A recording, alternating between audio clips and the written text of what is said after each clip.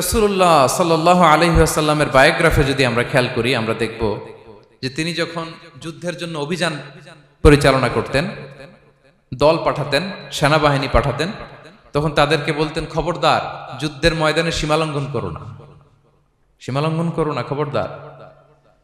যুদ্ধে যদি কেউ হেরে যায়, বন্দীদের সাথে খারাপ আচরণ করো না। ওরা হেরে গেছে বন্দী, আপনি চাইলে তার কান কেটে দিতে পারবেন, নাক কেটে দিতে পারবেন, আকৃতি বিকৃতি করতে পারবেন না। বিষ্ণু ইসলাম বললেন, খবরদার সীমালঙ্ঘন করো না। যেখানে যুদ্ধে গিয়েছো ওই এলাকার শিশুদেরকে মেরো না,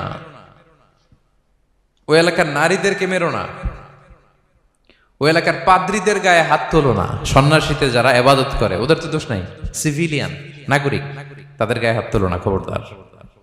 গবাদি পশুর গায়ে হাত তুলবে না, এগ্রিকালচারাল প্রোডাক্ট জ্বালিয়ে দিও না। সুবহানাল্লাহি বিহামদি। কি রহমতের নবী ছিলেন।